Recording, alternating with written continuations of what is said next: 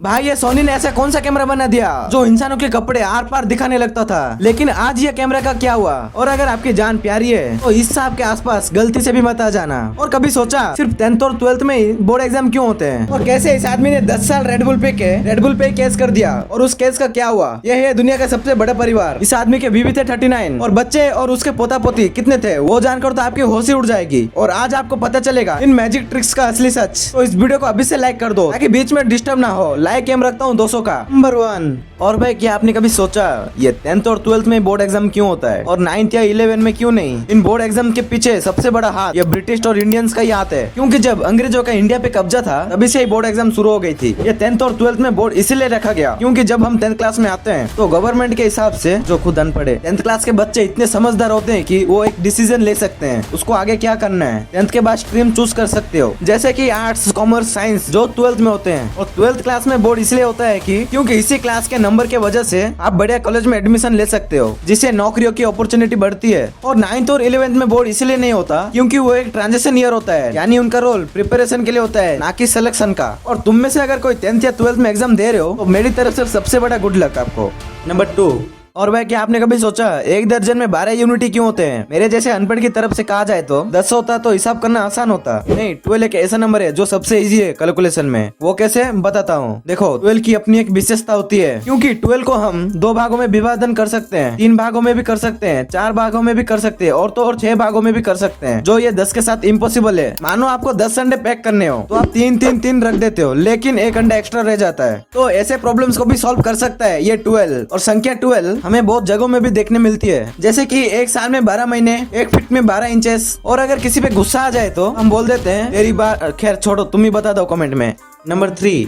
अगर आपको अपनी जान प्यारी है तो इस सांप से जितना होगा उतना दूर रहना, क्योंकि यह नागिन से भी खतरनाक होती है। वेल, इस सांप का नाम है इंग्लैंड ताइपान। ये अक्सर ऑस्ट्रेलिया के सूखे और रेगिस्तान जैसे इलाकों में रहते हैं। शॉकिंग बात यह है कि दिखने में शांत और सुंदर दिखती है, लेकिन इसका डसने का स्पीड इतनी है कि 1 सेकंड में 3-4 बार डस लेता है। इसकी एक ही डस में लगभग 100 मिलीग्राम तक का जहर होता है। अगर सिंपल बात में समझो, इतना जहर आराम से 100 इंसानों को मौत की नींद सुला सकता है, क्योंकि इसके जहर का असर शरीर के नसों और खून पर पड़ता है। उसके बाद शरीर के अंदर जाता है, मांसपेशियों को कमजोर कर देता है।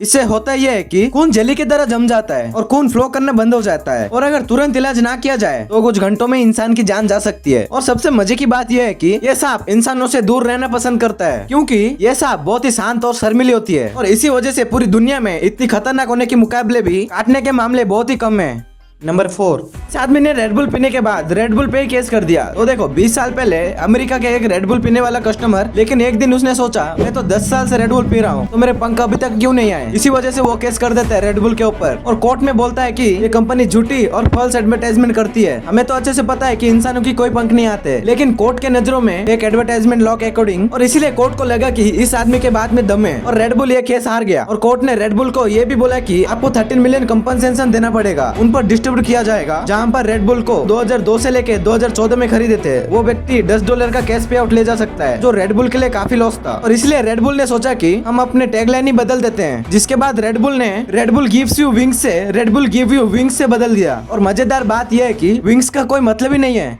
नंबर 5। कभी सोचा है इस 1 रुपए की क्लिनिक प्लस शैम्पू में कंपनी कितना ही कमा लेती होगी। असलियत जानकर तुम्हारी होश ही उड़ने वाली है। एमआरपी तो शैम्पू के ऊपर 1 रुपए ही होता है, यानी 100 पैसे जो कस्टमर पे करता है। अब इसमें रॉ मटेरियल की कॉस्ट आती है 30 से 40 पैसे, जिसमें इंग्रेडिएंट्स और पैकेजिंग पाउच की कॉस्ट आती है। फिर मैन्युफैक्चरिंग और लेबर कॉस्ट आती है 10 से 15 पैसे। फिर आते हैं डिस्ट्रीब्यूटर्स और होलसेलर्स, इसका मार्जिन रहता है सिर्फ 15 से 20 पैसे। इसके बाद शैम्पू की एड्स और मार्केटिंग में लगता है 10 पैसे। अब ये सब करके कंपनी के पास जो ग्रोस प्रॉफिट होता है 10 से 15 पैसे। अब सवाल ये तो फायदे सौदा नहीं है। देखा जाए तो कंपनी को 1 करोड़ से सेल करनी पड़ती है 10 लाख के प्रॉफिट के लिए। अब मैं इसकी सच्चाई बता देता हूँ, कंपनी इससे प्रॉफिट बनाना ही नहीं चाहती। मगर क्यों? क्योंकि ये एक एंट्री लेवल प्रोडक्ट है। इस 1 रुपए के पैकेट को बनाया इसलिए जाता है कि ताकि लोग ट्राई कर सके। तो वही बात हो गई ना, पहले इस्तेमाल करे फिर विश्वास करे, और बाद में बड़े पैक्स की तरफ जा सके जहाँ पे कंपनी 25 या 30 का मार्जिन कमाती है।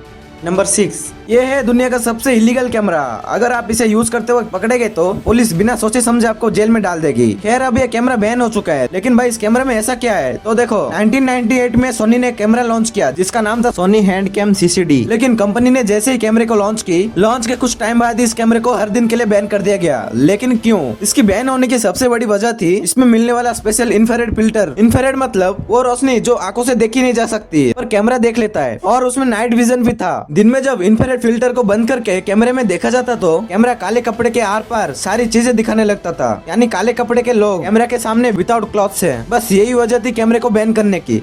नंबर 7, सोचो तुम सुबह उठो और तुम्हारे घर में इतने लोगों की अटेंडेंस लेने में भी आधा घंटा लग जाए। दरअसल ये कहानी है दुनिया की सबसे बड़े परिवार की। सबसे बड़े परिवार का मतलब ये नहीं है कि 20 या 30 लोग, इससे भी 3 गुना। वेल, इस आदमी का नाम है जियो नचाना, जो इंडिया के स्टेट मिजोरम से बिलोंग करते थे, लेकिन अब नहीं। और ये कोई नॉर्मल फैमिली नहीं है, क्योंकि इस आदमी के पास थे 39 बीबियां। भाई एक को क्यों छोड़ा, पूरे के पूरे 40 हो जाते। और उसके बच्चे थे 94, और उस बच्चे के बच्चे यानी पोता पोती थे 33, यानी टोटल मिलाकर 165 से ज्यादा लोग। अब आते हैं इनके घर की तरफ। घर में टोटल 100 से भी ज्यादा रूम्स है, हर बीबी के लिए अलग अलग रूम्स, हर बच्चे के लिए अलग अलग फ्लोर्स, और तो खाना बनाने के लिए भी अलग अलग किचन्स। और सबसे अच्छी बात यह है कि आज खाने में क्या बनेगा ये क्वेश्चन कोई नहीं पूछता, क्योंकि चाचा जी फैमिली के हेड थे। वो हर चीज का शेड्यूल बनाते थे, कौन कब और क्या करेगा और कौन किस फ्लोर में रहेगा, क्योंकि अगर प्लानिंग थोड़ी सी भी बिगड़ जाए तो पूरा सिस्टम क्रैश हो जाएगा। और इस परिवार को देखने के लिए दुनिया के लाखों लोग देखने आते हैं। इस फैमिली के बारे में आपकी क्या राय है?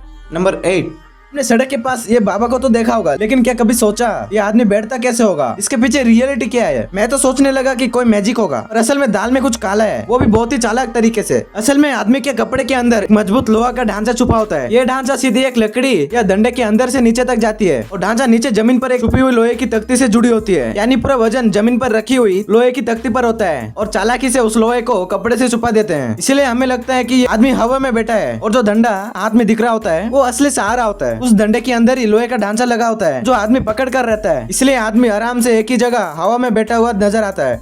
नंबर 9, आपने देखा होगा कि मंदिर में भगवान को पूजा की जाती है, लेकिन इस मंदिर में एक बुलेट को पूजा की जाती है, और यहाँ तो प्रसाद में सरब चढ़ाई जाती है। पर क्यों? ये कहानी है राजस्थान की ओम बन्ना राठौड़ की। साल 1988 बाली के पास एक सड़क पर ओम बन्ना राठौड़ एक रॉयल एनफील्ड चला रहे थे, और भाई अचानक हादसा हो गया, और वो बुलेट एक पेड़ से जा टकरी, और उसी जगह उनकी मौत हो गई। फिर पुलिस ने बुलेट को थाने में रख दिया, लेकिन अगली सुबह जो देखा गया उसने सबको चौंका दिया। बुलेट पुलिस स्टेशन से गायब थी, और उसी जगह जा पहुंची जहाँ उनकी मालिक की मौत हुई थी। पुलिस ने दोबारा पिंजरे में बंद की, और बुलेट को चेन से बांधकर सारा पेट्रोल निकाल दिया। फिर भी हर बार सेम चीज हुई, बुलेट चेन तोड़कर अपने आप उसी जगह जा पहुंची, और फिर लोगों ने उसी जगह उस बुलेट की पूजा करनी शुरू की, और वहाँ पर ओम बन्ना जी का मंदिर बना दिया।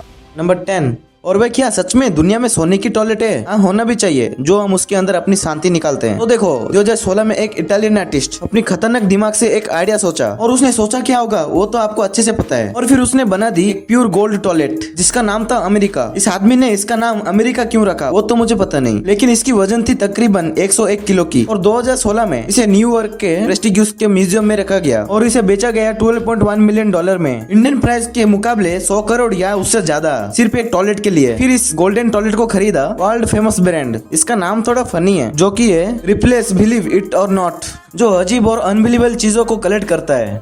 आप सोने के टॉयलेट का तो कभी खरीद ही नहीं सकते, लेकिन आपको ये नहीं पता कि आखिर ये एरोप्लेन्स व्हाइट कलर के क्यों होते हैं। और आपने कभी सोचा ये सभी टायर्स में ये बाल क्यों होता है? और ये कौन है जो हाथ पैर दोनों से चल रहे हैं? क्या आपको पता है ये आदमी हर रोज 1 चम्मच वैसलीन खाता है? पर क्यों? और इस लाइट हाउस में ऐसा क्या है जिसमें 1 साल जॉब करने से 30 करोड़ मिलते हैं, लेकिन लोग साफ साफ मना कर देते हैं? और आपने कभी नोटिस किया ये डॉल बोलता कैसे होगा? हाँ, ये बात पक्की है कि ये इंसानी आवाज दे रहा होता है, लेकिन कैसे?